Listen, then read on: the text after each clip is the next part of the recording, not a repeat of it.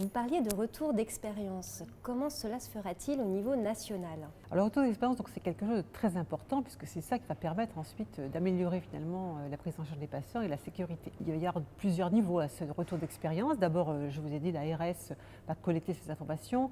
Dans certains établissements de santé ou certains professionnels de ville vont avoir un petit peu de mal à faire l'analyse de ces situations et donc les ARS vont mettre en place des structures d'appui qui vont être généralement régionales, qui vont aider les professionnels de santé de façon neutre et indépendante à analyser leurs événements et à les mettre en commun. Et puis surtout, l'ARS, lorsqu'elle va recevoir ces déclarations anonymisées, bien sûr, elle va les adresser lorsque le dossier va être clôturé, c'est-à-dire que le plan d'action sera mis en place, elle va les adresser à la Haute Autorité de Santé. Et là, au niveau national, il y a un groupe de travail qui a été mis en place pour gérer tous ces événements qui vont remonter. Donc on va avoir des événements qui vont venir de toute la France.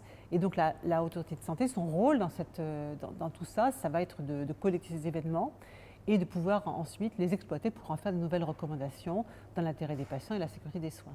Donc c'est un petit peu ce niveau national, ça va être au niveau la Haute Autorité de Santé qui va l'assumer. Et je pense qu'effectivement, comme ça a été déjà le cas pour d'autres pratiques, on aura d'ici quelques années, parce qu'il faut quand même le temps que ça se mette en place, de nouvelles recommandations pour la sécurité des soins. On espère que ce dispositif finalement va d'abord engager beaucoup de professionnels de santé à déclarer. Il y a quelque chose qui est un petit peu nouveau, c'est que les patients eux-mêmes pourront aussi déclarer sur ce site. Et donc, s'ils se sentent concernés parce qu'ils ont vécu une situation difficile pour eux, où ils ont l'impression qu'ils n'ont pas été complètement traités, où il y a eu d'erreurs, ils pourront aussi le déclarer.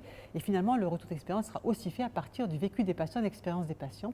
C'est un peu ça aussi l'innovation de ce décret, qui va faire participer le patient à sa prise en charge et à sa sécurité.